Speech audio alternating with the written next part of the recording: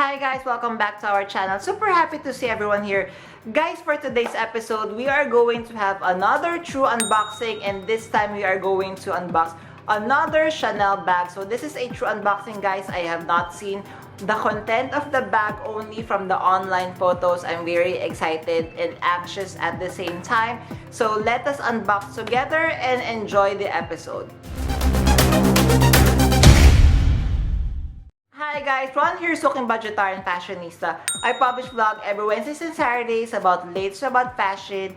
I do luxury shopping vlogs, hauls and unboxings. I also do bag reviews and provide styling tips.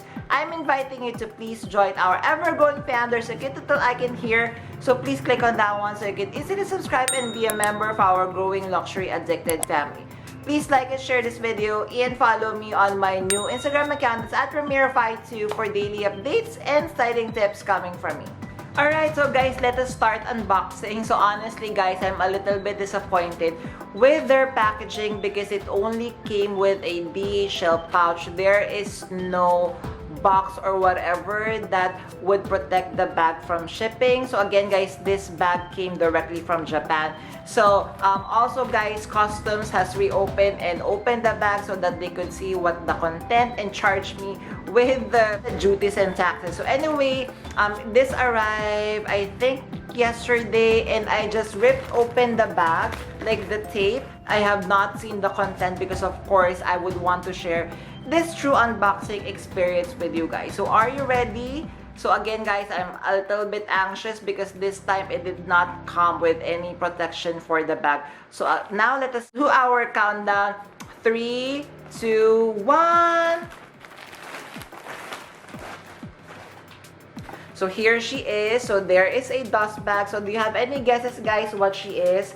So let us open. So it says here, have a lovely day. Thanks a lot, especially for you. Wonderful event. Your smile is wonderful. Oh, that's cute. Anyway, I'm just praying that maybe in the future they would send this bag with a box. So anyway, 3, 2, 1. Ta-da! Oh, okay. Alright. Okay, so I can now touch her. So now removing the... Here she is! Okay, so she is a vintage Chanel shoulder bag. So guys, let me just inspect her real quickly because again, I have not seen her, only on photo. Wow, okay. That is nice. Ooh. Holy wow. What do you think guys? Wow. Wow. One moment guys, I am just inspecting. Give me like a couple of minutes to do this. Alright guys, so let us now take a closer look at my new Chanel bag. So I'm not really sure what's her name, but she is a vintage Chanel shoulder bag. As you can see, it comes with a longer shoulder strap. And guys, what I super love about this bag is if you are going to take closer, can you guess what the material is? So yes, she is a black caviar leather with gold hardwares. As you can see here, it's a Chanel. So this is the front. What I actually love about this bag, reason why I purchased this is because of the turn lock closure over here. So as you can see, there is a turn lock closure. With that turn lock closure, we are going to see one pocket there. So it's a slip pocket. You could maybe put in your phone, your card holder, and then she has a one main compartment over here on top. So we have this very nice, so I'm guessing guys, because the hologram sticker in this one, it's a little bit blurry and I could not read the series anymore. But with her style, I am guessing that this is a series 3 of the 90 Chanel. So there is an engraving on the CC logo. So the CC logo is a little bit worn out, as you're going to see. The gold plating has already worn off, but this one is a little bit more gold compared to the... Sorry, it's not focusing. So this is more gold compared to the CC closure. And then if we are going to open, so this is how the bag looks like. The lining on the inside is made of I'm guessing lambskin leather as well. And then on the back, guys, it comes with this very generous pocket. Yay! Does it come with anything? No, it's still very clean. So if we are going to inspect, because again guys, the authenticity, so they said that this is 100% authentic, but definitely we have to be very, very careful. But looking at the alignment of the diamond quilting, so you are going to see that they align very properly and very well. And actually guys, the weight of the bag and the caviar leather, it feels 100% genuine, authentic Chanel bag. But of course guys, I'm going to have this authenticated via Zico as well. So she is still in great condition. So here are the edges, very nice clean edges. I think guys, this is my very first caviar in black, and everyone is right. The 90s caviar is so, it feels really sturdy guys. It feels really sturdy, like it has some weight to it. Let us check first the strap. So the strap, so this is the strap.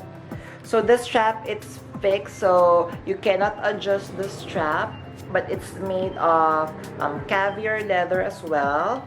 And then on the topmost part, it comes with this knot over here. Sorry, it's not focusing properly. Super nice. So of course, her condition, she is not in perfect condition. We are going to see wear and tear on this bag. Oh my god. Okay. Oh no. Oh no. I wasn't aware of that one. So there is like a noticeable, I'm not sure if this is a rip on this part of the handle.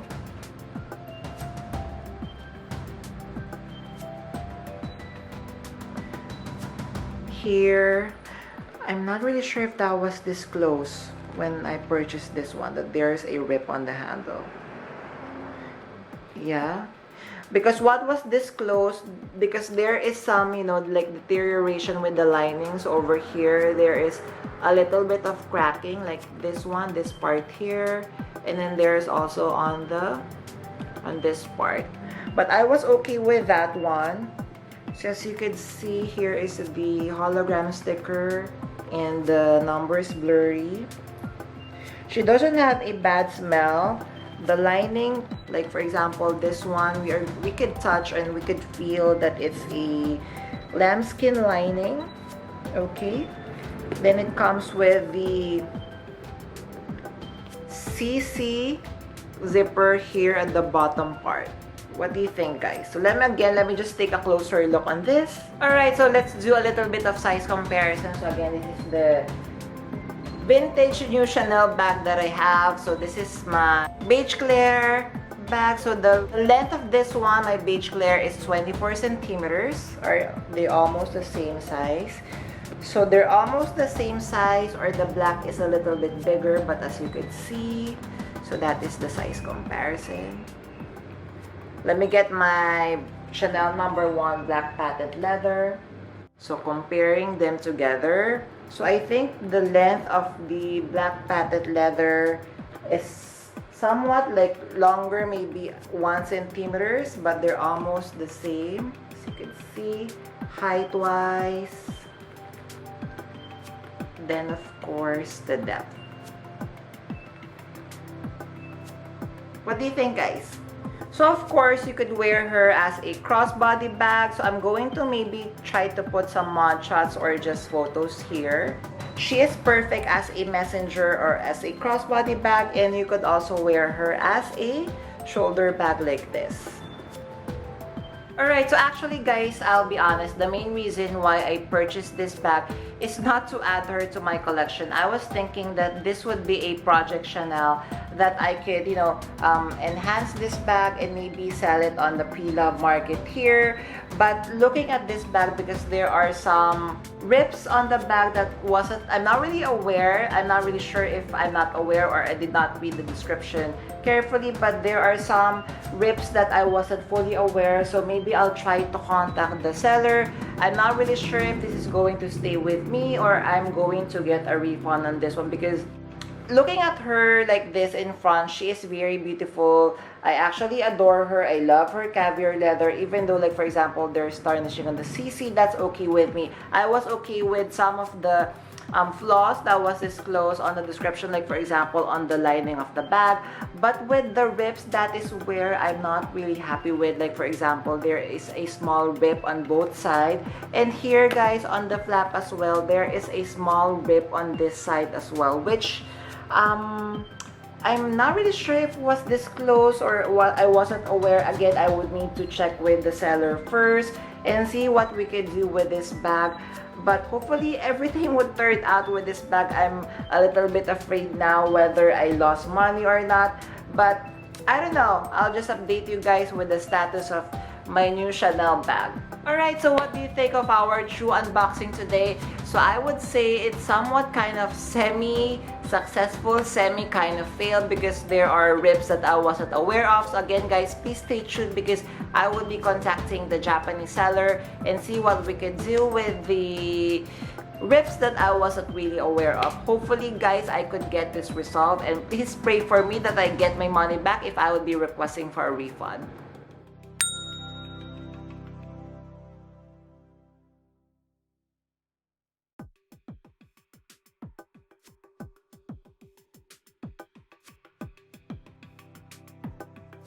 So again guys, before we end this episode, I'm going to invite you to please join our ever-growing fam. There's a cute little icon here, so please click on that one so you can easily subscribe and be a member of our growing luxury addicted family. Please like and share this video and follow me on my new Instagram account. That's at Ramir52 for daily updates and styling tips coming from me. A million thank you guys for staying with me in today's episode. I'm going to leave a couple of videos here for you to check out. Please stay safe. I'm going to see each and every one of you soon. Bye!